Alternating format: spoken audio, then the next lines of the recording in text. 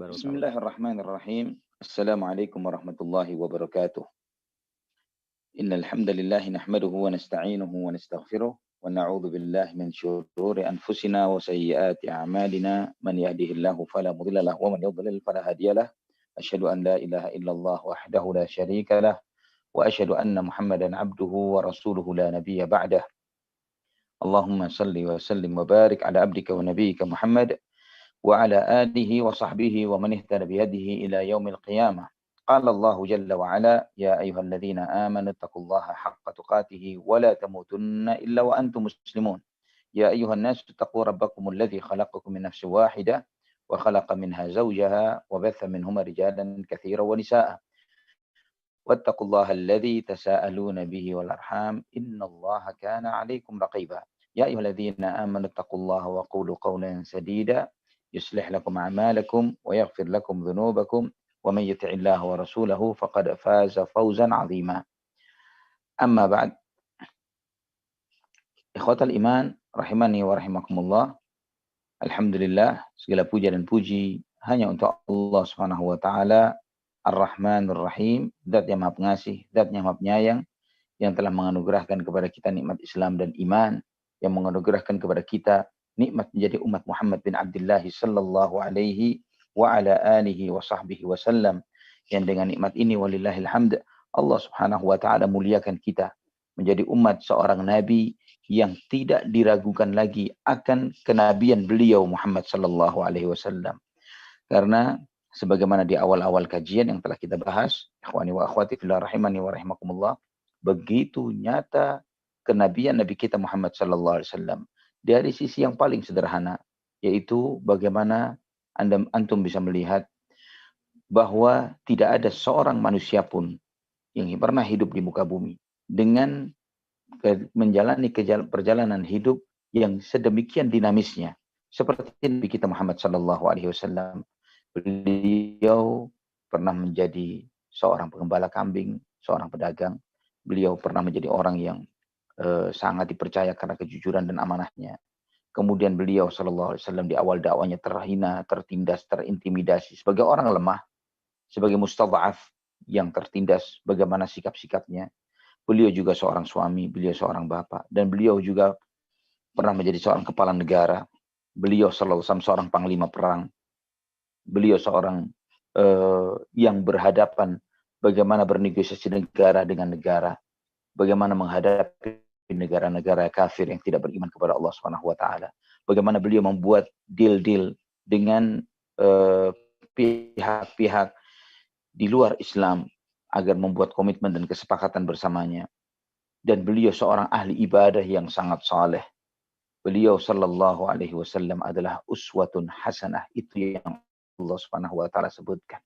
Silahkan Anda pelajari, cari siapa manusia di muka bumi yang pernah menjalani dinamika hidup sekompleks kehidupan Nabi kita sallallahu alaihi wasallam, sehingga Allah Subhanahu wa taala menjadikan beliau sallallahu alaihi wasallam ketika Allah Subhanahu wa taala berfirman, laqad kana lakum fi rasulillahi uswatun hasanah, sungguh terhadap diri Nabi Muhammad sallallahu alaihi wasallam terdapat suri tauladan yang baik bagi diri kalian.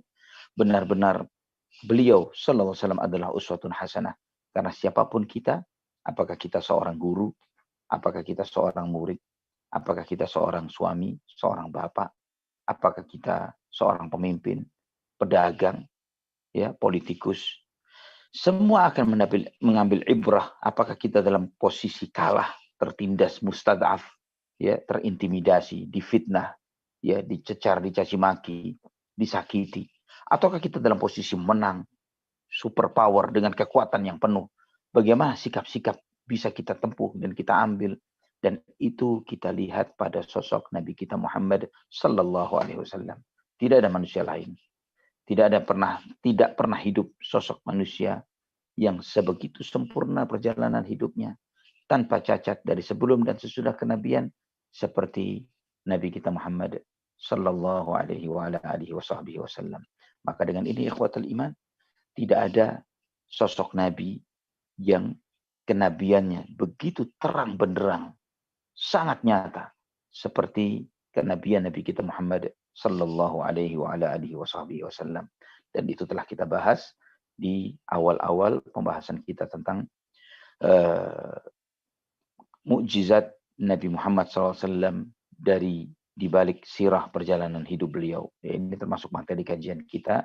Antum yang mungkin baru saja mengikuti kajian-kajian ini, insya Allah bisa melihat di channel YouTube Ana, ya, Ali Hasan Bawazir Official. Di awal-awal kajian kita telah membahas hal ini, dan kita membahas secara khusus apa saja yang bisa kita tunjukkan dari kemukjizatan Nabi kita Muhammad Sallallahu Alaihi Wasallam dari sisi dengan membaca sejarah perjalanan hidup beliau Sallallahu Alaihi wa ala alihi wasallam. Ikhwatal iman rahimani wa rahimakumullah. Kita pada kesempatan ini membahas tentang menjelang Nabi SAW menerima wahyu dari Allah Subhanahu wa taala. Ketika waktunya sudah semakin dekat. Ketika waktunya sudah semakin dekat dengan diutusnya beliau sallallahu alaihi wasallam. Tersebar berita di banyak masyarakat, di banyak umat-umat manusia pada saat itu, terutama dari kalangan bangsa Arab yang ada di Jazirah Arab. Demikian juga dengan orang-orang Quraisy dan juga orang-orang Ahlul Kitab, Yahudi dan Nasrani, yang karena memang pada saat itu mereka menanti-nanti munculnya Nabi terakhir ini. Ikhwatal iman rahimani wa rahimakumullah. Dan tersebarnya informasi ini akan dibangkitkannya atau diutusnya seorang Nabi di zaman itu atau waktu itu sudah semakin dekat. Ini bersumber dari beberapa tokoh-tokoh Ahlul Kitab. Ya, tokoh-tokoh Ahlul Kitab yang mereka membaca ciri-ciri dan tanda-tanda itu yang tertera di dalam kitab suci mereka. Sebagaimana disampaikan oleh Ibnu Ishaq rahimahullah, beliau mengatakan bahwa para rahib, ya, dari para ahbar, ya, dari para kalangan Yahudi dan para rahib dari kalangan Nasrani serta dukun-dukun di tanah Arab, mereka membicarakan akan dekatnya masa diutusnya Nabi terakhir. Ya, adapun pendeta-pendeta Yahudi dan Nasrani, mereka mendapati dekatnya ini, mengetahui akan ciri itu dari apa yang tertera di dalam kitab suci mereka, ya, tentang sifat, tempat diutusnya, waktu akan diutusnya Nabi tersebut, ya, dan masa itu mereka rasakan ini sudah semakin dekat. Ya, juga bangsa juga para pendeta, para dukun yang ada pada saat itu pun mereka merasakan hal ini. Yang mereka mengetahuinya dari apa? Dari sumber informan mereka dari bangsa jin yang mencoba mencuri informasi itu dari langit. Ya, mereka mendapatkan informasi itu, mereka sampaikan kepada yang mempercayai mereka dari bangsa Arab, ya, bahwa waktunya sudah semakin dekat. Sebentar lagi akan diutusnya Nabi terakhir, ya, sebagaimana telah kita bahas pada kesempatan sebelumnya, bagaimana para dukun dan tukang-tukang ramal, mereka sudah tidak lagi bisa mendapatkan akses untuk mendapatkan informasi yang khusus yang mereka biasa terima dari langit. Dan itu diantara sebabnya adalah dekatnya masa kenabian Nabi kita Muhammad Sallallahu Alaihi Wasallam. Juga ikhwatul iman, bangsa Yahudi dan Nasrani, mereka membicarakan akan diutusnya Nabi Muhammad Sallallahu Alaihi Wasallam. Sebagaimana disebutkan bahwa seorang Yahudi yang merupakan tetangga dari Bani Abdul Ashhal yang tinggal di kota Madinah menyampaikan tentang hal-hal yang akan terjadi di akhir zaman, tentang hari kebangkitan, tentang hisab, tentang timbangan amal, tentang surga dan neraka. Dan bangsa Arab yang ada pada saat itu orang-orang musyrikin, ya, Aus dan Khazraj, mereka tidak tahu menahu akan hal itu, tidak beriman akan kehidupan akhirat. Maka mereka mengingkari, apa-apaan ini, berita apa ini? Ini mereka menolak akan hal itu. Dan mereka meminta bukti. Mana buktinya? Mana bukti kebenaran akan hal itu? Maka si Yahudi ini selalu menyebutkan, Nabiyyun mab'uthun min nahwi hadhil bilad. Nabi yang akan terutus dari sekitaran tempat ini. Sambil mengisyaratkan antara Mekah dan Yaman. Ya, sambil mengisyaratkan antara kota Mekah dan Yaman. Di sekitaran inilah Nabi itu akan diutus. Juga kisah Ibnul Haiban, yang ketika dia sampai di negeri, setelah tiba dari negeri Syam, ya, ketika sampai di kota Madinah, kurang lebih beberapa tahun sebelum diutusnya Nabi Muhammad Sallallahu Alaihi Wasallam, dia berkata kepada bangsa Yahudi yang tinggal di kota Madinah mengenai kenapa dia ada di kota Madinah. Dia mengatakan bahwa informasi yang dia terima, Nabi itu akan muncul di tempat ini, ya, akan muncul di tempat ini, dan dia mengajak Yahudi yang lainnya untuk mensupport dan mendukung Nabi itu jika Nabi itu kelak diutus. Juga ikhwatal iman, kita insyaallah nanti antum akan melihat bagaimana proses Islamnya Salman Al-Farisi radhiyallahu an. Ya, ketika beliau datang dari negeri Persia dan tujuannya hanya satu, mencari sosok nabi terakhir itu. Ya, dia mendapatkan informasi dari pendeta-pendeta yang sebelumnya telah menjadi gurunya. Ikhwatal iman rahimani wa rahimakumullah. Sebelum diutusnya Nabi Muhammad sallallahu alaihi wasallam, ada hal-hal khusus yang terjadi pada diri Nabi kita Muhammad sallallahu alaihi wasallam yang merupakan permulaan dan awal sebagai awal sebelum beliau sallallahu alaihi wasallam menerima wahyu. Apa saja hal-hal baru tersebut? Di antaranya adalah mimpi, ya, bahwa Nabi sallallahu alaihi wasallam sering melihat mimpi yang baik. Mimpi yang baik. Hal ini disampaikan dalam beberapa riwayat yang sahih bahwa nubuwah atau kenabian yang pertama kali diterima oleh Nabi kita Muhammad SAW adalah mimpi yang benar. Disebutkan dalam Sahih Bukhari, juga Al-Hafidh Ibnu Hajar ketika menyampaikan akan hal ini, bahwa Nabi SAW melihat ar-ru'ya as-sadiqah. Dalam riwayat yang lain, juga dalam Sahih Bukhari, ar-ru'ya as-salihah. Ada mimpi yang benar, ada mimpi yang baik. Ya, apa maksudnya? Ada apa perbedaannya? Dijelaskan oleh Al-Hafidh Ibnu Hajar rahimahullah bahwa semua mimpi Nabi itu adalah mimpi yang benar. Ya, beda dengan mimpi kita. Beda dengan mimpi selain para nabi. Karena mimpi para nabi adalah wahyu. Maka Nabi Allah Ibrahim alaihissalam ketika bermimpi mengatakan kepada putranya, ya bunayya inni ara fil manami anni athbahuk, wahai anakku, bahwa aku melihat di dalam mimpi bahwa aku diperintah untuk menyembelihmu. Itu yang ingin direalisasikan oleh Nabiullah Ibrahim alaihissalam. Karena mimpi Nabi adalah wahyu, berbeda dengan mimpi kita. Ya, mimpi kita bisa jadi banyaknya dari syaitan, bisa jadi adalah hadithun nafs, karena kita memikirkan sesuatu, karena bahagia karena melihat atau merasakan sesuatu, atau sebaliknya karena sedih terhadap sesuatu, maka perasaan ini terbawa ke dalam mimpi kita. Ya, berbeda dengan mimpi para nabi. Namun mimpi para nabi itu semuanya benar, tapi tidak semuanya mimpi yang baik. Ya, semuanya benar, tapi tidak selalu bermimpi mimpi yang baik. Karena sebagaimana Nabi SAW sebelum terjadinya peristiwa perang Uhud, nanti insya Allah di kesempatan-kesempatan yang akan datang, kita akan membahas bahwa Nabi SAW bermimpi sebelum terjadinya peristiwa perang Uhud. Yang di dalam mimpi itu beliau melihat beberapa hal terkait sebagian sahabat yang akan mati syahid. Dan di antaranya adalah salah seorang dari kerabat beliau sallallahu alaihi wasallam. Dan mimpi itu beliau lihat sebelum peristiwa perang Uhud. Namun yang disebut di sini adalah mimpi yang baik. Ya, mimpi yang baik itu bagaimana? Bahwa mimpi itu dilihat oleh Nabi seperti terbitnya fajar di pagi hari. Ya, dan ini berlangsung kurang lebih 6 bulan pada diri Nabi SAW. Dan itu adalah permulaan beliau SAW melihat menerima wahyu. Sebagaimana diriwayatkan oleh Imam Bukhari dan Muslim dari hadis Aisyah radhiyallahu anha bahwa beliau mengatakan, awwalu ma budi'a bihi Rasulullah sallallahu alaihi wasallam min al-wahyi ar-ru'ya as-sadiqah fi an-naum. Fakana la yara ru'ya illa ja'at mithla falak as-subh. Kata Aisyah radhiyallahu anha bahwa permulaan wahyu kepada Rasulullah SAW adalah berupa mimpi yang benar. Mimpi yang benar yang beliau lihat di dalam mimpinya. Dan beliau tidak melihat di dalam mimpinya kecuali seperti melihat matahari yang terbit.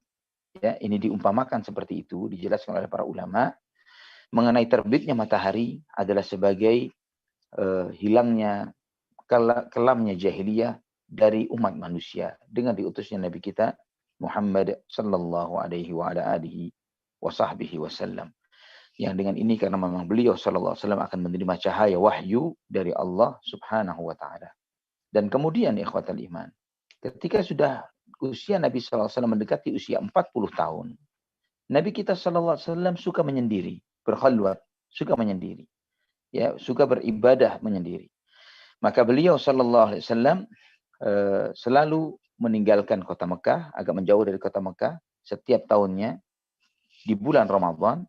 Kemana? Ke gua Hira. Ya, di bulan Ramadan beliau ke gua Hira dan beribadah di sana.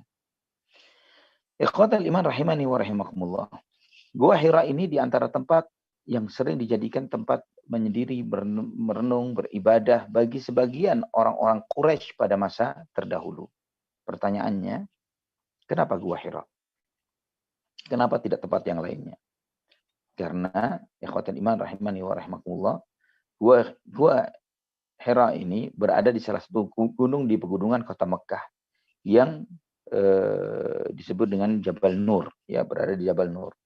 Dan Gua Hira, ketika seorang berada di sana, di zaman Nabi SAW, di zaman sebelum adanya gedung-gedung dan lain sebagainya, di atas gua tersebut bisa langsung melihat ke Ka'bah. Ya, dari Gua Hira bisa langsung melihat ke Ka'bah. Maka dengan demikian, ketika berada di Gua Hira, Nabi SAW melakukan beberapa aktivitas ibadah secara bersamaan, menyendiri, ya.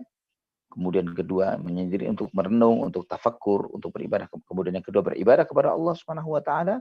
Dan yang ketiga adalah dengan melihat ke Ka'bah, yang melihat ke Ka'bah. Ikhwatal iman rahimani wa rahimakumullah. Ketika itu tidak ada yang lebih disukai oleh Nabi SAW kecuali beliau menyendiri, ya, berada di Gua Hira dan beliau beribadah. Ikhwatal iman rahimani wa rahimakumullah. Ibadah yang bagaimana? Para ulama membahas sangat mendalam, sangat detail tentang hal ini. Ya, mereka mendiskusikan, membahas dengan syariat siapakah Nabi SAW beribadah. Ya, Al-Hafidh Ibnu Hajar Al-Asqalani, beliau menyebutkan bahwa jumhur mengatakan bahwa Nabi SAW tidak mengikuti syariat siapapun. Ini anggapan mayoritas. Ya, kenapa? Karena beliau SAW akan menjadi seorang imam yang dipanuti. Maka bagaimana beliau seorang imam yang dipanuti, kemudian beliau mengikuti ajaran yang lain. Padahal beliau nantinya bakal menjadi imam bagi yang lainnya. Kemudian yang lain mengatakan, ulama yang lain mengatakan tidak masalah beliau mengikuti ajaran sebelumnya karena memang ini risalah yang sama, risalah yang satu. Namun risalah siapakah yang diikuti oleh Nabi Muhammad SAW? Di situ ada beberapa perbedaan pendapat. Ada yang mengatakan bahwa Nabi SAW mengikuti syariat dan risalah Nabiullah Adam alaihissalam. Ada yang mengikuti risalah Nabiullah Nuh alaihissalam. Ada yang mengikuti risalah Nabiullah Ibrahim alaihissalam. Dan ini mayoritas juga sebagai pendapat yang mengikuti. Pendapat yang ini adalah dengan mengikuti risalah syariat Nabiullah Ibrahim. Dalilnya juga dari Al-Quran dalam surat An-Nahl ayat 123. Ya, An-Nahl 123. Yaitu firman Allah, "Anittabi' millata Ibrahim hanifa." Anittabi' millata Ibrahim hanifa. Wahai Muhammad, ikutilah agama Nabi Ibrahim yang lurus. Pendapat yang keempat, ini ketiga mengikuti Ibrahim. Yang keempat mengikuti syariat Nabi Musa alaihissalam. Yang kelima mengatakan mengikuti syariat Nabiullah Isa alaihissalam. Yang keenam adalah dengan mengikuti syariat yang sampai kepada beliau dari nabi-nabi tersebut. Ya, dalil mereka adalah dengan firman Allah dalam surat Al-An'am ayat 90. Ulaika alladzina hadallahu fabihudahu muqtadih. Mereka itulah nabi-nabi yang telah Allah telah berikan hidayah kepada mereka. Maka wahai Muhammad, dengan petunjuk mereka maka ikutilah engkau. Dan yang ketujuh, pendapat yang ketujuh mengatakan tawakuf, tidak mengambil sikap apakah mengikut ini atau itu atau ini. Dan ikhwatal iman, dari melihat dalil-dalil yang ada, kita melihat bahwa dalil yang paling rajih, yang paling kuat adalah pendapat yang ketiga, yaitu mengikuti Nabi Ibrahim alaihissalam. Terlebih lagi kita melihat bagaimana ibadah Nabi kita Muhammad SAW. Beliau melaksanakan haji, beliau melaksanakan tawaf, ya, dan itu adalah syiarnya siapa? Syiarnya Nabi Allah Ibrahim alaihissalam. Ikhwatal iman rahimani wa rahimakumullah. Nabi SAW ketika berkhalwat, beliau membawa beberapa bekal. Ketika bekal itu habis, beliau pulang ke keluarganya dan mengambil bekal yang cukup, kemudian balik lagi. Ya, kurang lebih setiap tahunnya beliau SAW berada di Gua Hira selama 1 bulan. Menghabiskan waktunya untuk bertafakkur dengan melihat tentang apa yang dia lihat dari alam semesta ini. Ya, dia melihat bagaimana besarnya kemahakuasaan Allah Subhanahu wa taala. Dan dia melihat bahwa kejernihan hati, kejernihan akal dan pikiran beliau, fitrah yang ada pada beliau yang tidak terkontaminasi dengan filsafat manapun dan ajaran apapun, membuat hati dan jiwa Nabi kita Muhammad sallallahu alaihi wasallam semakin bersinar, ya, semakin bersinar, dan ini membuat mudahnya nanti bagaimana beliau sallallahu alaihi wasallam menerima risalah kenabian. Dan itu juga yang menjadi dampak kenapa beliau sallallahu alaihi wasallam di dalam mimpinya beliau melihat matahari terbit atau terbit fajar yang terbit. Dalam Sahih Bukhari dan Muslim dari hadis Aisyah radhiyallahu anha, beliau berkata, "Awwalu ma budi'a bihi Rasulullah sallallahu alaihi wasallam min al-wahyi ar-ru'ya as-sadiqatu fi an-naum. Thumma hubbiba ilaihi al-khala'u wa kana yakhlu bi ghari Hira fayatahannathu fihi al-layali dzawatil adad." Bahwa ketika menjelang menerima wahyu, Nabi sallallahu alaihi wasallam sering melihat mimpi yang benar dalam mimpinya. Dan akhirnya kemudian beliau suka menyendiri, beribadah di Gua Hira, dan itu beliau lakukan dalam beberapa malam. Dan Nabi sallallahu alaihi wasallam jika selesai beribadah ini selama 1 bulan, ya 1 bulan full di bulan Ramadan, maka beliau pulang. Nah, beliau tidak pulang ke rumahnya kecuali ke Ka'bah dulu. Beliau melakukan tawaf 7 kali, dan kemudian beliau baru sallallahu alaihi wasallam baru beliau pulang ke rumahnya. Ikhwatul iman rahimani wa rahimakumullah. Dan ini berlangsung selama 3 tahun. Ini berlangsung selama 3 tahun sampai datanglah wahyu kepada beliau sallallahu alaihi wasallam di salah satu khalwatnya ini, di salah satu menyendirinya beliau sallallahu alaihi wasallam. Ini peristiwa yang kedua yang menjadi pengiring atau pengantar beliau sallallahu alaihi wasallam menerima wahyu. Yang pertama apa? Mimpi-mimpi yang benar. Yang pertama adalah mimpi-mimpi yang benar. Bagaimana beliau melihat mimpi itu? Yaitu fajar yang terbit. Yang kedua adalah beliau beliau suka untuk menyendiri, untuk beribadah kepada Allah Subhanahu wa taala. Ini ciri yang kedua. Yang ketiga, yang menjadi pengantar kenabian beliau sallallahu alaihi wasallam adalah beliau sallallahu alaihi wasallam seringkali menerima salam. Ya, seringkali mendengar salam. Namun ucapan salam ini tidak sembarangan. Ucapan salam ini datangnya dari pohon dan batu yang ada di kota Madinah, yang ada di kota Mekah. Sebagaimana dalam Sahih Muslim, ya, dari Jabir bin Samurah radhiyallahu an, beliau mengatakan, qala Rasulullah sallallahu alaihi wasallam, inni la'arifu hajaran bi Makkah kana yusallimu alayya qabla an ub'ath. Inni la'arifuhu al-an. Nabi SAW bersabda, sungguh aku mengetahui ada sebuah batu yang ada di kota Mekah yang selalu mengucapkan salam kepadaku sebelum aku diutus, kata Nabi. Mengucapkan kepada beliau sebelum beliau SAW diutus. Dan aku tahu sampai sekarang batu itu yang mana. At-Tirmidzi, Al-Hakim dalam Mustadraknya dengan sanad yang dhaif, memiliki syawahid yang saling menguatkan satu dengan yang lainnya sehingga naik kepada derajat hasan dari sahabat Ali ibn Abi Thalib radhiyallahu an. Beliau mengatakan bahwa ketika di kota Mekah aku bersama Nabi sallallahu alaihi wasallam, sekali waktu saya keluar bersama beliau sampai salah satu di sekitaran tepian kota Mekah. Dan kata Ali bin Abi Thalib, "Famastaqbalahu jabalun wala syajarun illa wa huwa yaqul assalamu alayka ya Rasulullah." Dan setiap beliau bertemu batu atau pohon, setiap batu dan pohon itu mengucapkan assalamu alayka ya Rasulullah. Keselamatan untukmu wahai Rasulullah sallallahu alaihi wasallam. Ikhwatal iman rahimani wa rahimakumullah. Ibnu Ishaq juga meriwayatkan dalam kitab beliau dari beberapa para ulama ahli ilm bahwa Nabi sallallahu alaihi wasallam ketika Allah Subhanahu wa taala hendak memuliakan beliau sebelum beliau diangkat menjadi seorang nabi, beliau seringkali keluar ke kota Mekah ketika ada hajat tertentu, beliau menjauh dari kota Mekah sampai tidak terlihat rumah-rumah yang ada di kota Mekah ini, ya. Dan tidaklah beliau sallallahu alaihi wasallam melewati batu atau pohon kecuali batu dan pohon itu mengatakan assalamu alayka ya Rasulullah. Keselamatanlah untukmu wahai Rasulullah sallallahu alaihi wasallam. Ikhwatal iman rahimani wa rahimakumullah.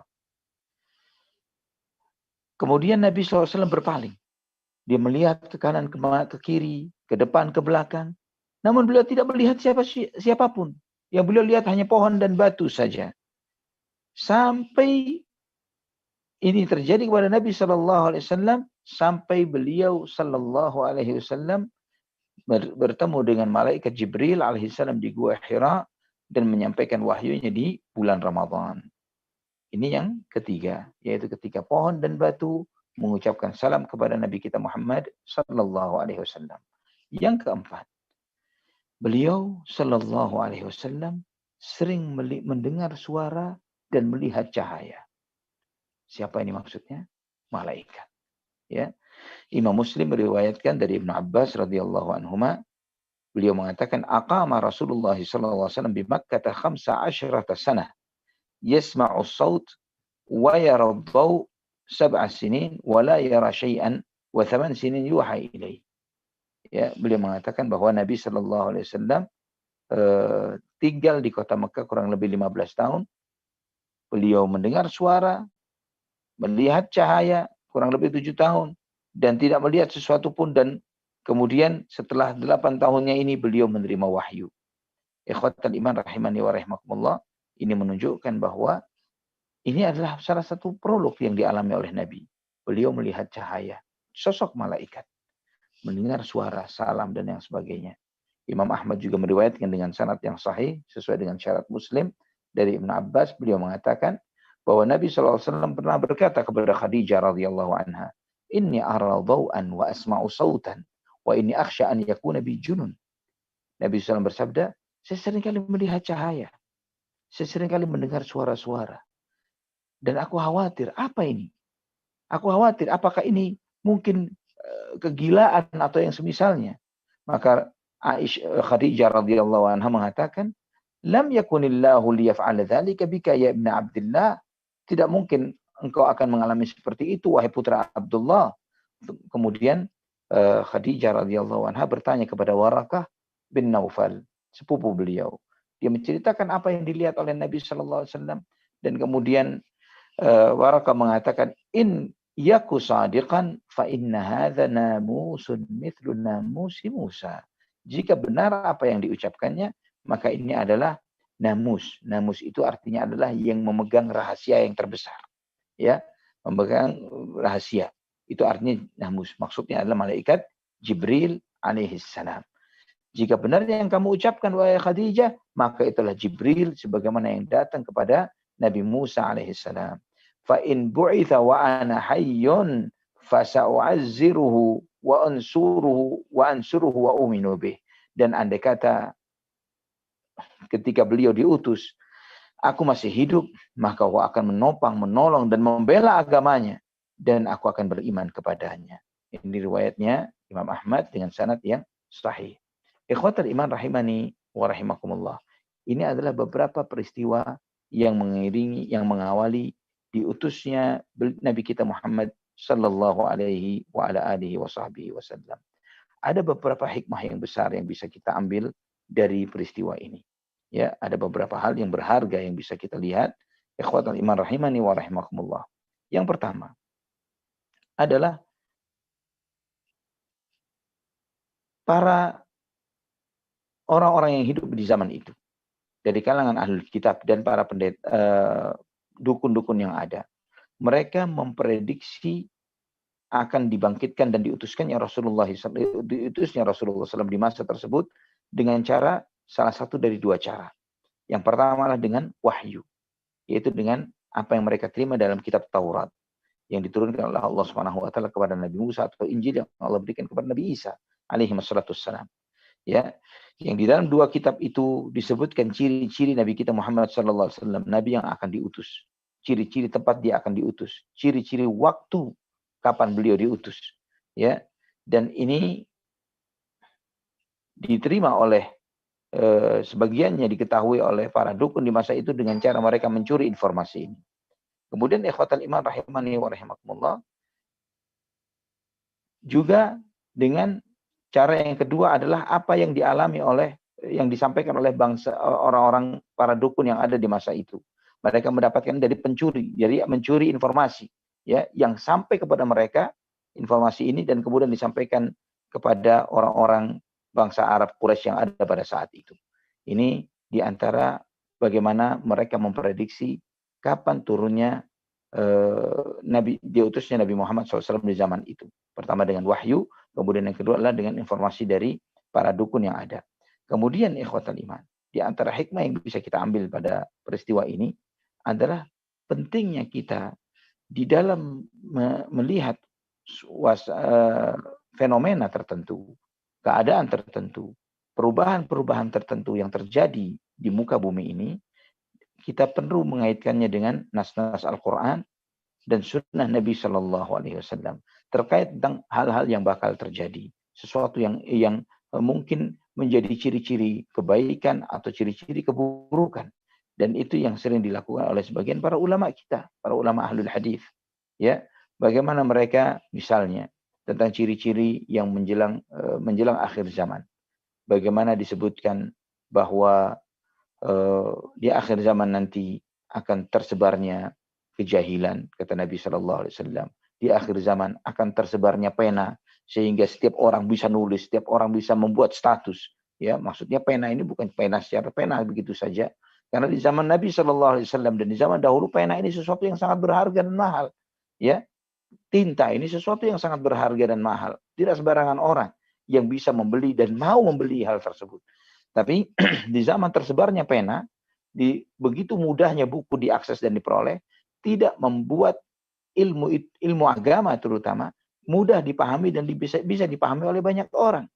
Kenyataannya, semakin tersebarnya pena, juga menunjukkan semakin tersebarnya kebodohan. Sehingga banyak orang yang tidak mengenal Allah Subhanahu wa taala dan Rasulnya. Sehingga kita dapati dan kita lihat bagaimana seorang muslim bahkan masuk dalam kategori orang-orang berilmu dan beragama, namun mereka masih melakukan perbuatan kesyirikan, yang sedangkan syirik ini adalah dosa inti yang paling diperangi dalam dinullah ini, dalam agama Islam. Kemudian juga bagaimana Nabi SAW menyampaikan misalnya ciri-ciri akhir zaman, ya dalam hadis-hadis itu, bahwa nanti di akhir zaman di antara cirinya adalah yataqarabul aswaq, bahwa pasar itu akan semakin dekat, saling berdekatan satu dengan yang lainnya. Bahkan saat ini ikhwatal iman bukan lagi dekat, bahkan kita di tempat tidur kita saat ini pun kita bisa belanja. Pasar itu sudah pindah kamar, pindah di dalam kamar kita sendiri. Ya, kita bisa shopping walaupun kita di private room kita sendiri. Subhanallah. Ikhwatal iman rahimani wa rahimakumullah. Itu disampaikan oleh Nabi kita Muhammad bin Abdullah sallallahu alaihi wasallam, dan juga banyak hal yang lainnya yang disebutkan oleh beliau sallallahu alaihi wasallam tentang ciri-ciri yang menjadi prolog akan terjadinya akhir zaman. Dan itu diklasifikasikan oleh para ulama dengan tanda-tanda besar dan tanda-tanda kecil dari hadis-hadis tersebut. Kemudian ikhwatul iman rahimani wa rahimakumullah, kita melihat ciri yang faedah yang ketiga dari peristiwa yang sedang kita pelajari ini, bahwa bagaimana perhatian manusia terhadap agama Allah Subhanahu wa taala ini dan semangat mereka yang besar untuk belajar agama, bagi sebagian orang itu adalah sesuatu yang sifatnya mengejutkan, ya, sesuatu yang mengejutkan. Itu berlangsung bagi sebagian orang-orang yang hidup di bangsa Arab pada saat itu, yang tidak mau peduli sama sekali dengan apa yang bakal terjadi menjelang diutusnya Nabi Muhammad SAW. Namun ini tidak berlaku bagi bangsa Yahudi dan Nasrani, dan juga sebagian bangsa Arab yang mereka mendapatkan informasi itu. Mereka merasa dan menanti akan hal besar yang bakal terjadi itu. Ya, mereka merasakan dan mengikuti bakalnya peristiwa-peristiwa apa yang menjadi prolog dan pengantar sampai peristiwa itu benar-benar terjadi. Ikhwatal iman rahimani wa rahimakumullah. Dan ini pun bisa kita rasakan, bisa kita dapati, bisa kita baca dari apa yang ditulis oleh pakar-pakar sejarawan, sosiolog, ya, dari kalangan orang-orang kafir, yang mereka memprediksi akan kebangkitan dan kemajuan Islam di dalam buku-buku mereka.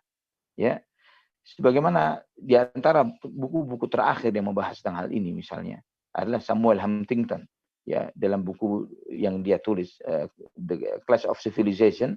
Di dalam buku itu penulis menyampaikan tentang bahwa nanti peradaban dunia ini sudah tidak ada lagi nasionalisme, sosialisme, itu semua akan hilang, semua akan sirna, ya. Dan yang tersisa adalah peradaban yang bersumber dari ideologi keagamaan.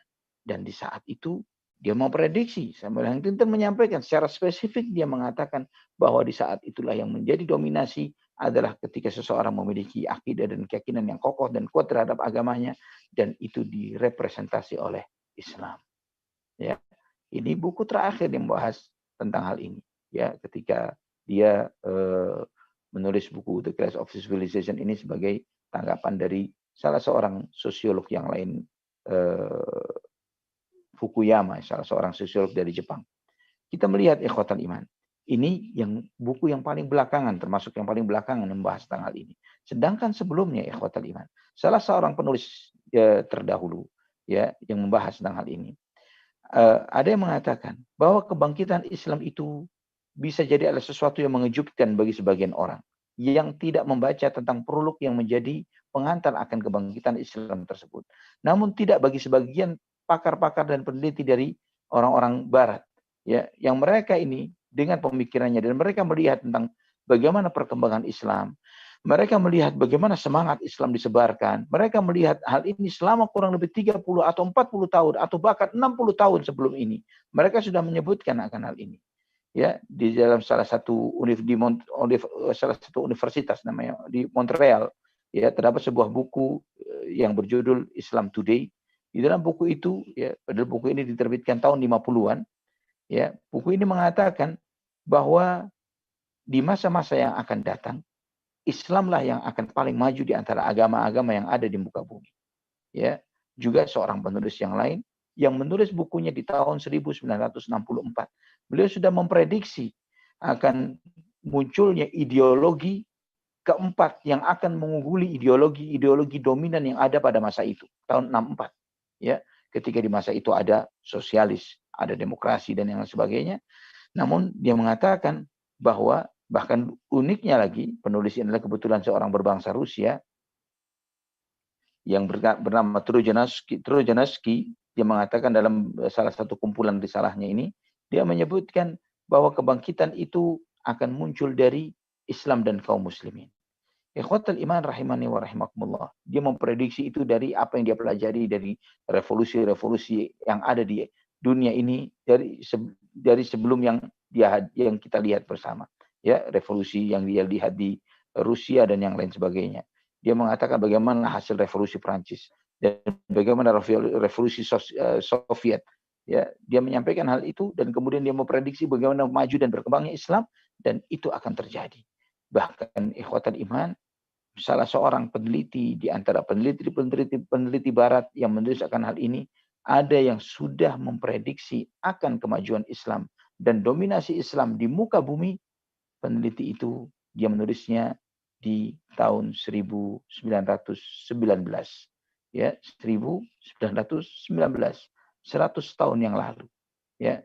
Dari mana dia bisa memprediksi dan hampir tepat, ya, karena hampir sesuai dengan yang terjadi. Karena ikhwatal iman rahimani wa rahimakumullah, dia mengamati ciri-ciri dan tanda-tanda. Mengamati ciri-ciri dan tanda-tanda. Biasanya hal seperti ini dilakukan oleh setiap orang. Ya, artinya sesuai dengan latar belakang setiap orang yang mendalami suatu ilmu tertentu sesuai dengan latar belakang ilmunya. Misalnya seorang ekonom, dia ketika ingin memprediksi bagaimana ekonomi tahun depan, 5 tahun akan datang, 10 tahun akan datang. Apa yang dia lakukan? Dia mempelajari siklus ekonomi yang terjadi pada 5, 10, 20, 30, 50 tahun kemarin. Karena siklus ini tidak akan berubah, ya, naik dan turunnya. Ya, secara global akan memiliki kemiripan-kemiripan dan kesesuaian-kesesuaian. Juga siklus perjalanan hidup manusia secara umum adalah seperti itu. Wallahu taala ala wa alam bisawab.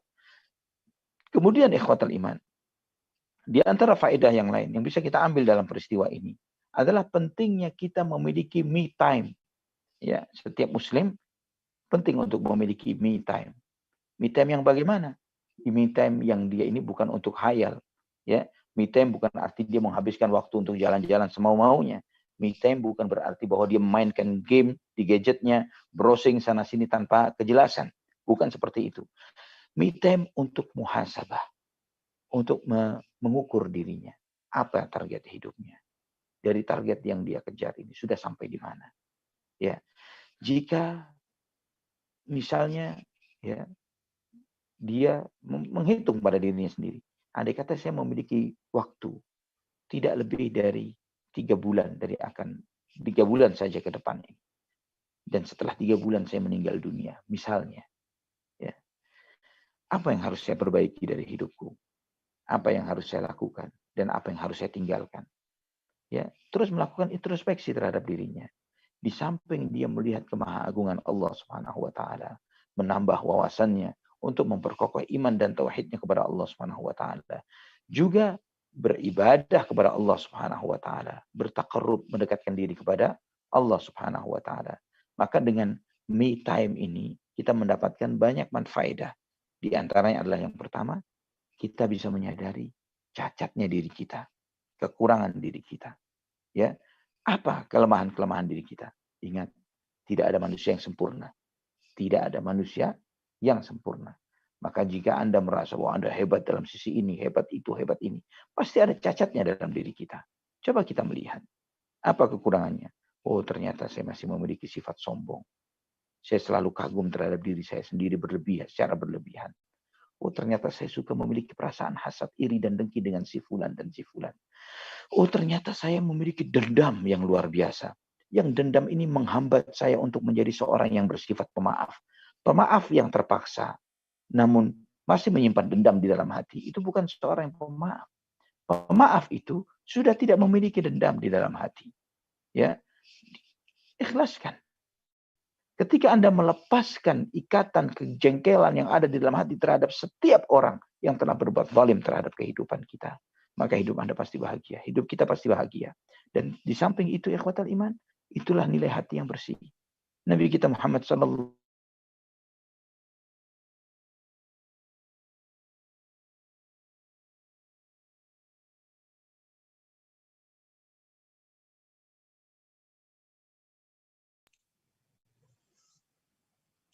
Cek, halo Ustadz. Suaranya tidak terdengar Ustadz, Afwan.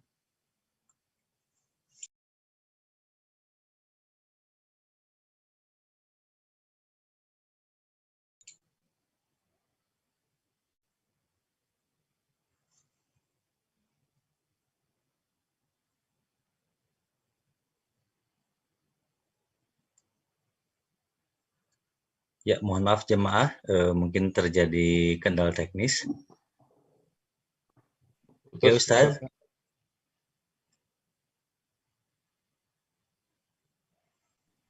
Terputus. Ya, terputus. Ustadz Alinya juga hilang di Zoom.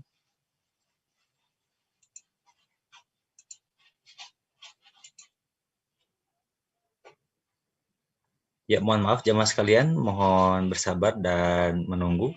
Semoga Allah SWT memberikan kemudahan kepada Ustadz Ali Hasan Bawazir untuk hadir kembali dan menyampaikan ilmu. Alhamdulillah. Ustadz, tafadhol Ustadz. Alhamdulillah, ternyata ada sedikit masalah wifi di hotel ini. Baik, Ya, alhamdulillah, ketika anak nonaktifkan wifi-nya, alhamdulillah nyambung lagi. Masya Allah. Alhamdulillah, barakallahu fiik. Kemudian yang kedua, ikhwatal iman, adalah manfaat dari me time ini adalah zikrullah, zikr. Mendekatkan diri kepada Allah, berduaan dengan Allah Subhanahu wa taala. Ya, merasa nyaman dengan dekat Allah Subhanahu wa taala. Hati ini dicipta oleh Allah. Tujuannya adalah supaya kita kenal Allah, supaya kita mencintainya. Maka ketika hati ini kita isi dengan selain Allah, maka itu yang membuat orang itu susah untuk mendapatkan kebahagiaan. Ketika hati diisi dengan selain Allah Subhanahu wa taala. Namun ketika kita belajar mengosongkan hati ini dari selain Allah, ya, lepaskan ikatan-ikatan kita dengan dunia. Terutama yang sering mengganggu kita adalah gadget kita, handphone kita, yang membuat kita ini menjadi robot modern, ya, menjadi zombie bahkan. Ya, kita ini kumpul di satu tempat bersama, tempat terbuka yang lebar yang banyak, di kendaraan umum misalnya, semuanya diam, tertunduk seperti zombie. Ya, kumpul di satu acara tempat yang besar yang sama, semua diam seperti zombie. Ya, zombie di era modern. Waliyadzubillah. Dan bagaimana ketergantungan kita yang luar biasa terhadap alat-alat baru ini. Ya, yang alat-alat baru ini bukan malah memberikan kebebasan kepada kita, namun mengikat kita. Sampai ada pepatah mengatakan bahwa telepon dahulu pakai kabel, pakai tali. Ya, ketika telepon itu masih pakai kabel, terikat, kita hanya bebas merdeka. Namun ketika telepon ini sudah dilepas kabelnya, sudah tidak terikat lagi, kitanya pun terikat dan tidak bebas. Ya, ini kenyataan yang kita dapati, kita rasakan, ikhwatal iman. Bagaimana gadget ini telah merubah kita sehingga ketergantungan yang dahsyat. Dan ketergantungan ini lucunya lagi bukan malah membuat kita semakin cerdas, tapi membuat kita semakin bodoh dan bodoh. Ya, kita merasa saya diperbantukan. Ada Al-Quran di sini, ada ini dan itu. Kita bisa mengakses buku-buku PDF dan yang sebagainya. Saya coba jujur terhadap diri saya sendiri, bahwa misalnya ketika saya membaca buku dengan makanya sampai alhamdulillah sampai hari ini saya pun masih suka dengan mengoleksi buku, membeli buku-buku dan sebagainya. Kenapa? Karena ketika kita memegang handphone, ya membaca buku dari PDF misalnya, anggap deh kita mengambil manfaat dari itu. Tapi kita tidak bisa menghindar dari notifikasi-notifikasi yang berseliweran. Ya, terkadang sebagian dari notifikasi itu betul-betul pengalih perhatian yang sangat kuat membuat kita ini teralihkan. Ya, berapa banyak dari kita yang ketika sebelum mengambil handphonenya, dia berpikir untuk melakukan sesuatu. Atau saya mau mencoba mengambil handphone saya untuk nelpon si Fulan, si A misalnya, atau si B.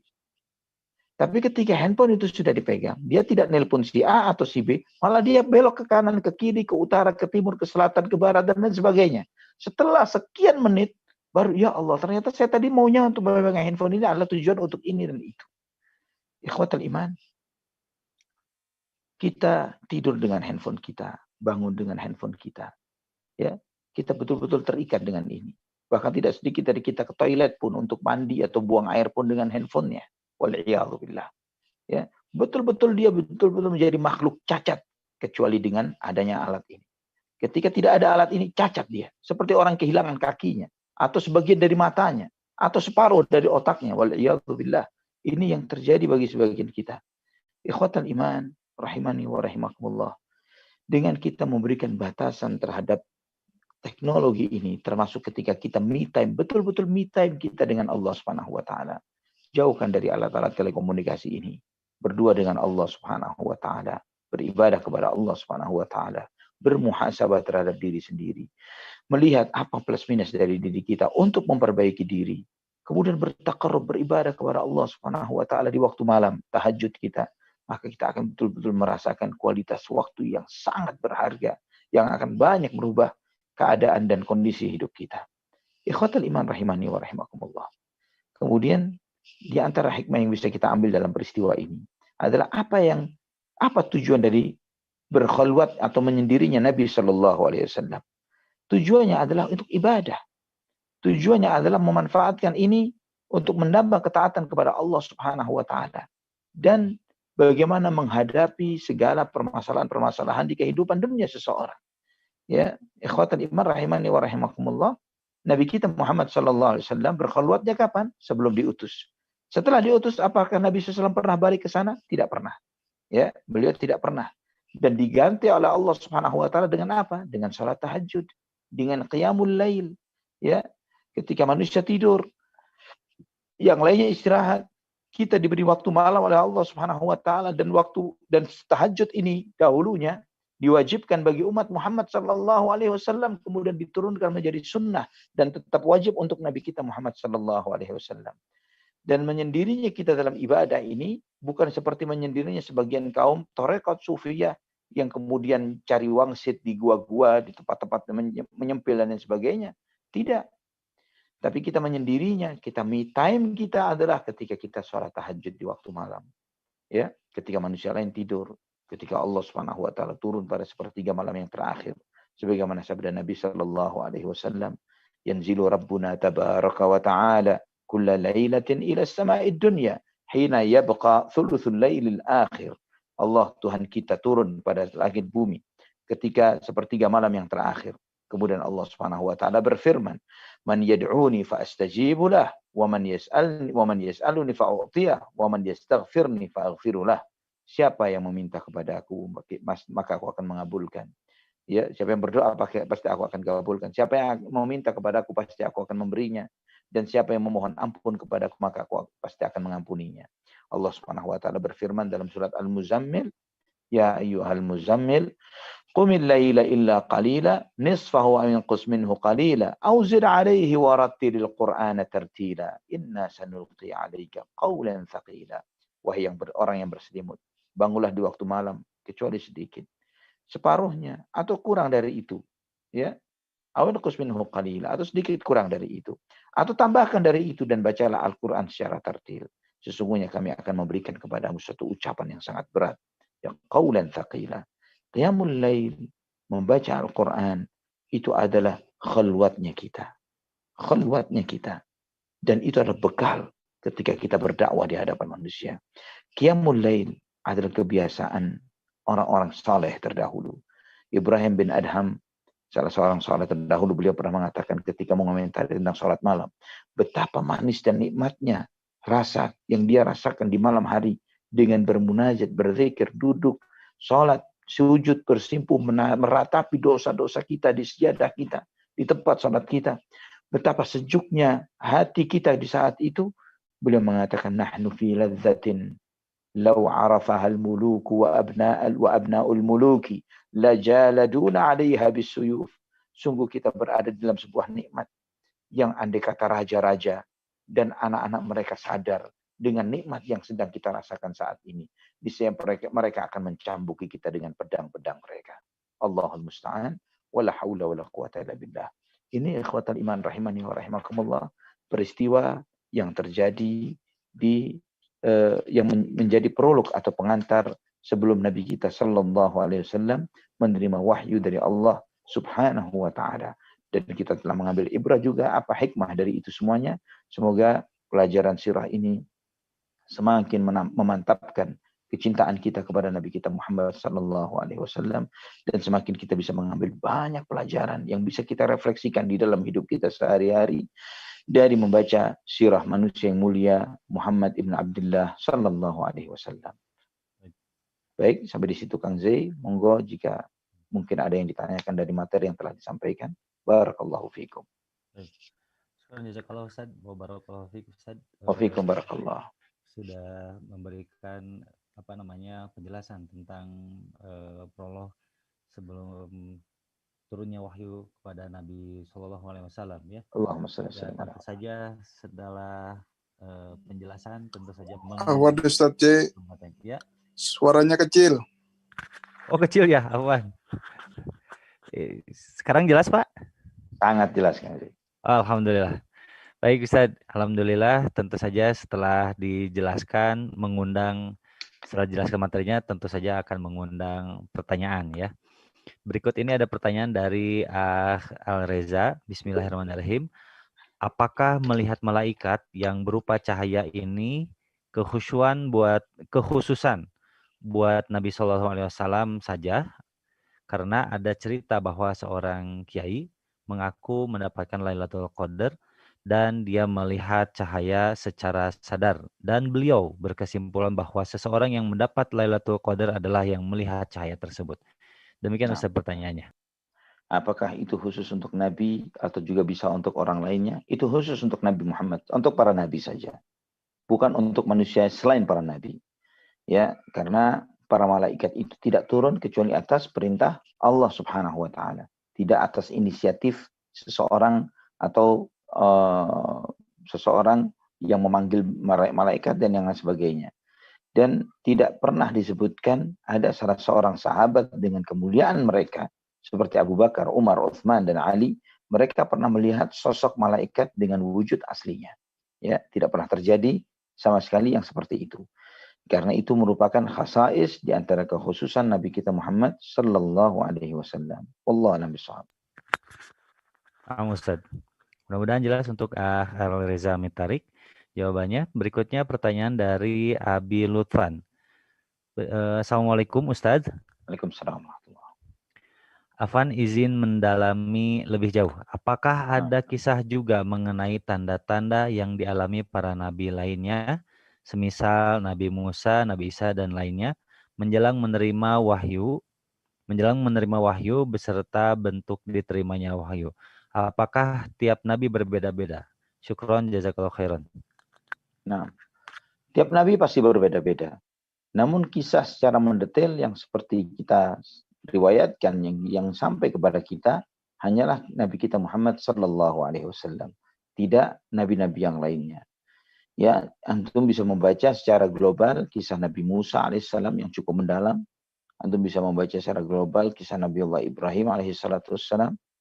Namun menjadikan mengambil cerita mereka dengan utuh dan lengkap di dalam hidup mereka tidak kita dapati, dan kita tidak akan menemukan sumbernya kecuali sosok Nabi kita Muhammad sallallahu alaihi wasallam.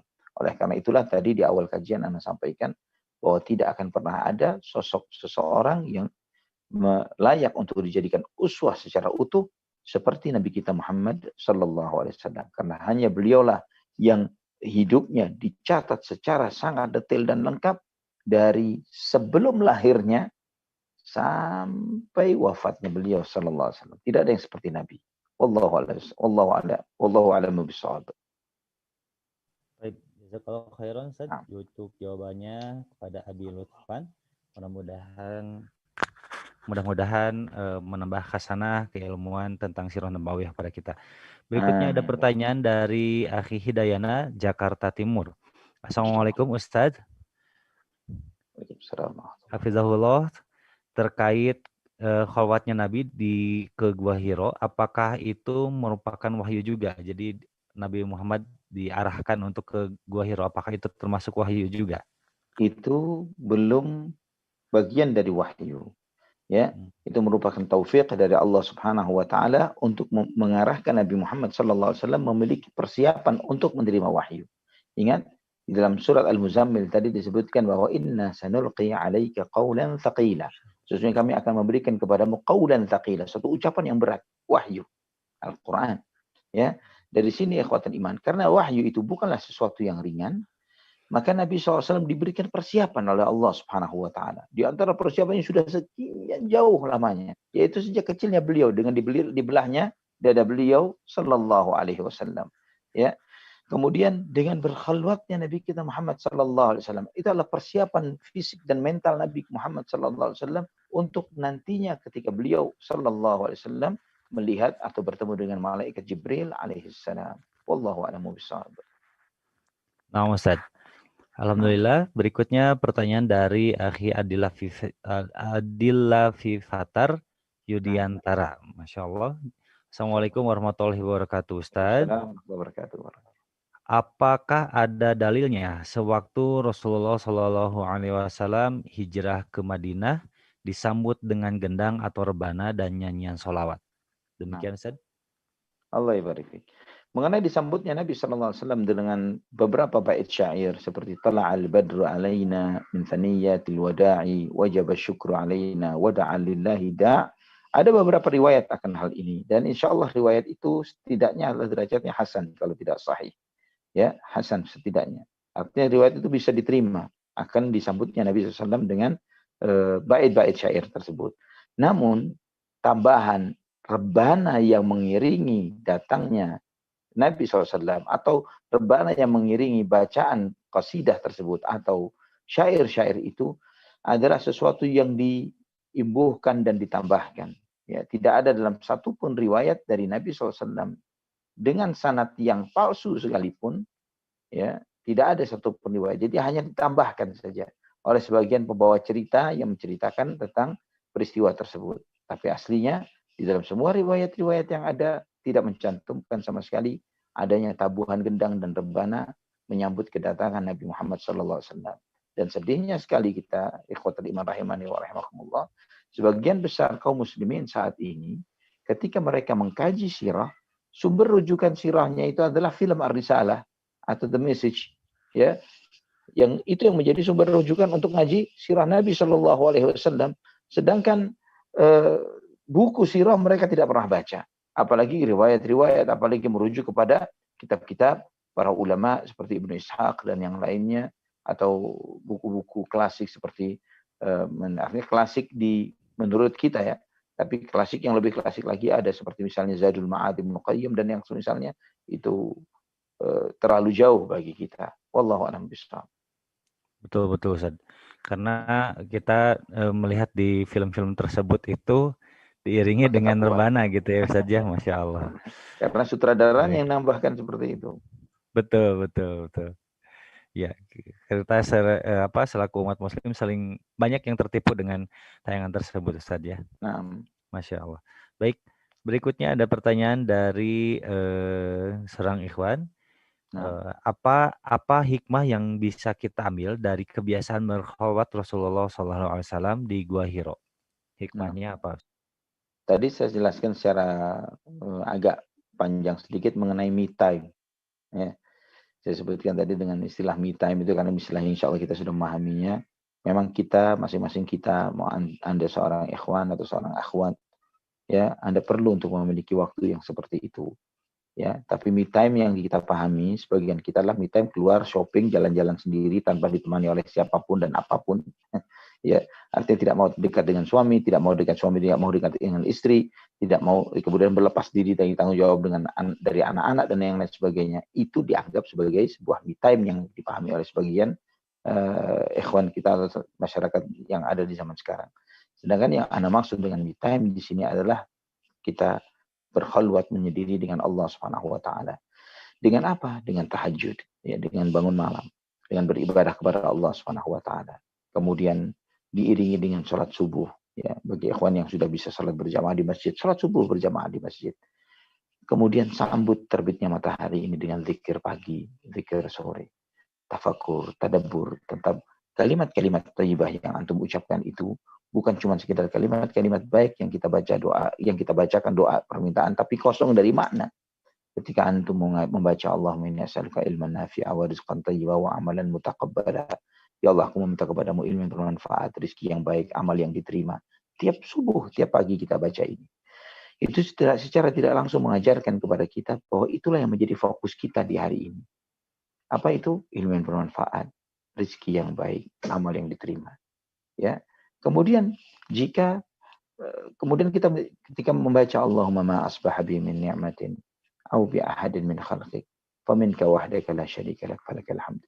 Ya Allah, setiap ketika aku menjalani pagi hari ini dengan setiap nikmat yang aku rasakan di pagi hari, aku dibangunkan dari tidurku, hembusan nafas, sejuknya udara pagi, terbitnya matahari, ya, dan siapapun yang aku temui dari hamba-hambamu ini ya Allah, pasangan kita, anak-anak kita, tetangga, saudara, teman, partner kita, semua itulah nikmat yang datangnya darimu ya Allah, segala puji bagimu.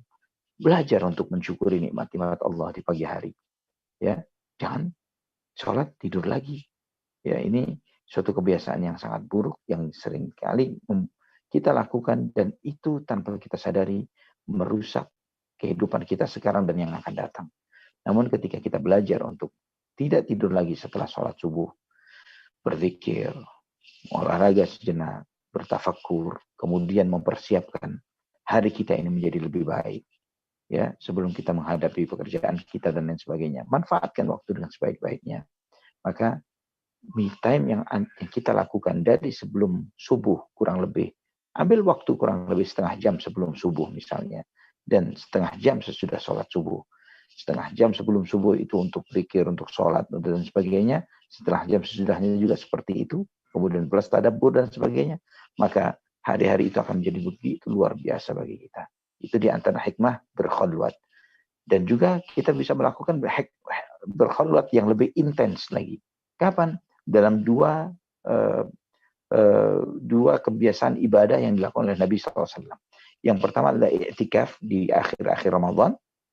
I'tikaf itu manfaatkan dengan sebaik-baiknya untuk beribadah kepada Allah dengan maksimal. Kalau bisa 10 malam tidak pulang ke rumah.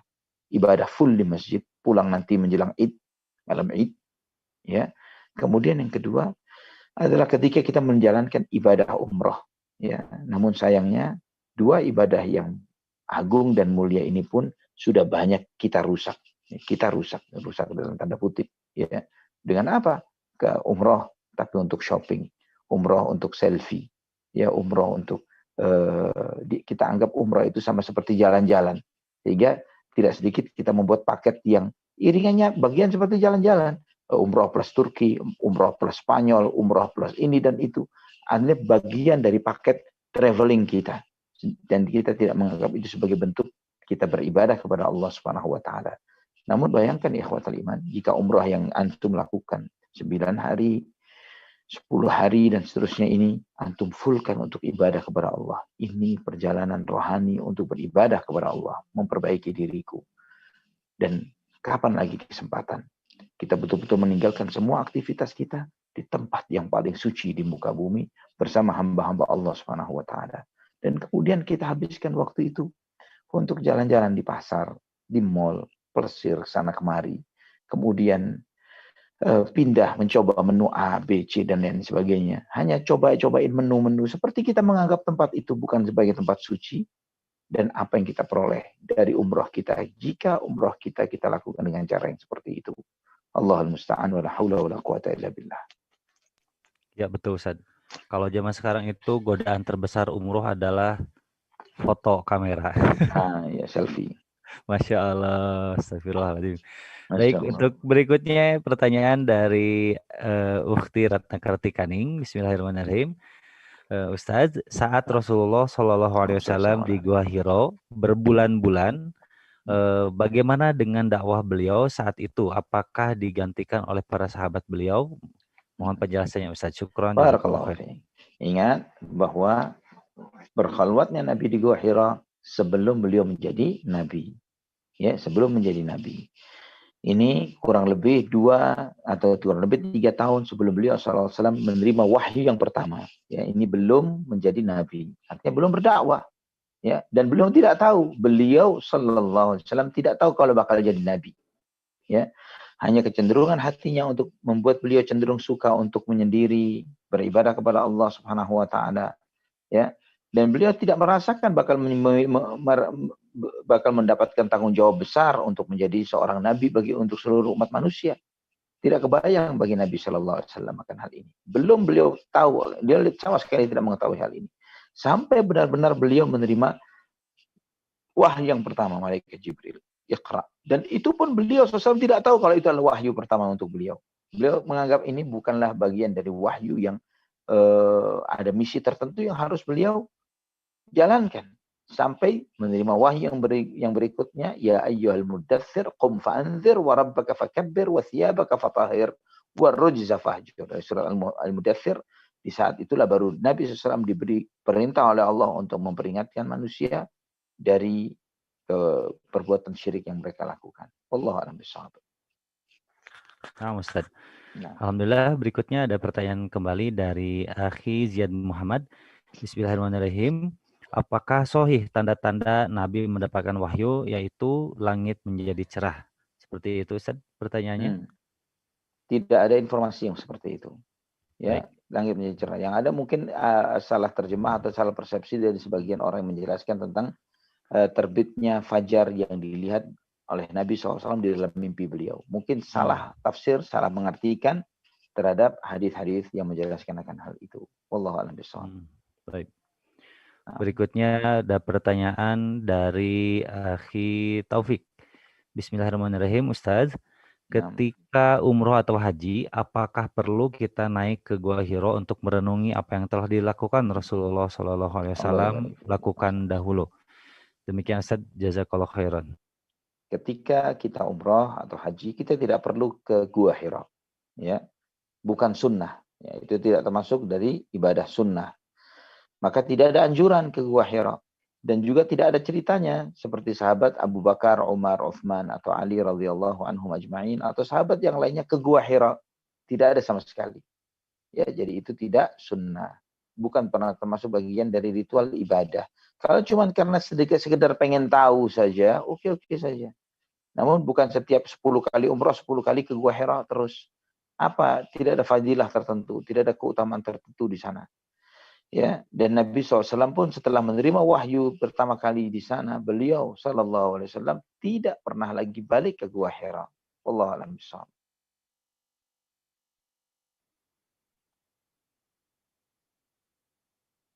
Naam, Kang Zee. Tafadhol, silahkan. Afwan lupa di unmute. Jadi selama begitu beliau diangkat sebagai nabi, beliau tidak pernah lagi kembali berkholwat di Gua Hiro gitu saja? Tidak pernah balik lagi ke Gua Hira. Baik. Baik, Ustaz. Ini kemudian ada pertanyaan lagi, satu lagi. Selain hidayah taufik dari Allah, apa yang menjadi motivasi Rasulullah SAW ketika itu untuk berkhalwat ke Gua Hiro? Ya. Kita melihat ikhwatal iman rahimani wa rahimakumullah, dalam kisah-kisah sirah yang sebelumnya yang telah kita bahas, bagaimana Nabi Shallallahu Alaihi Wasallam walaupun beliau belum diangkat menjadi nabi, namun beliau SAW tinggal di satu masyarakat yang ada di kota Mekah pada saat itu yang melakukan banyak kemungkaran-kemungkaran, kesyirikan-kesyirikan dan hal-hal yang dibenci oleh Allah Subhanahu wa taala, dan itu sangat bertentangan dengan apa yang ada di dalam diri Nabi kita Muhammad SAW. Sehingga keberadaan beliau SAW bersama kaumnya itu sangat menyakiti hati beliau dan mengganggu beliau. Ya, keberadaan beliau dengan melihat kesyirikan-kesyirikan yang terjadi, kemungkaran-kemungkaran yang terjadi, dan seterusnya. Itu juga yang membuat Nabi SAW tertarik untuk menyendiri dan beribadah kepada Allah Subhanahu wa taala. Wallahu a'lam bishawab. Tapi barangkali dari jamaah yang ingin bertanya melalui raise hand, dipersilahkan. Jika tidak ada, maka akan diakhiri dengan Ustadz yang bertanya kepada kita. Masya Allah. Maksudnya kuis ya. Baik, sekali lagi pada jemaah yang ingin bertanya, silakan raise hand. Bagi jemaah ikhwan yang ingin bertanya langsung, silakan. Dari YouTube mungkin ada pertanyaan, silakan. Teman panitia boleh dibacakan. Ya, Afwan, kajian malam ini kebetulan Ana lagi di Bandung di salah satu hotel. Jadi bukan dari rumah Ana seperti biasanya. Baik, alhamdulillah Ustaz. Barakallahu fiik. Baik, rupanya pertanyaannya sudah usai. Namun seperti biasa, sebelum Ustaz berpamitan, mohon berkenan. Oh ada ya? Dari YouTube ada itu. Dari YouTube mana? Anda bacakan aja mungkin ya. Baik, mangga silakan Pak Taufik. Assalamualaikum Ustadz, izin bertanya. Materi kemarin, jika izin ketika ingin mencuri wahyu maka akan dilempari bintang. Lalu apakah kejadian bintang jatuh sekarang termasuk jin sedang dilempari oleh Allah? Nah, termasuk bintang jatuh yang ada termasuk di dalam hal tersebut, ya, sesuai dengan apa yang Allah Subhanahu wa taala firmankan di dalam Al-Qur'an, ya. Dan dilemparinya jin atau syaitan yang mencuri berita dari langit itu sebagaimana telah dijelaskan pada perbahasan yang sebelumnya, bahwa itu tetap berlangsung walaupun setelah wafatnya Nabi Muhammad sallallahu alaihi wasallam.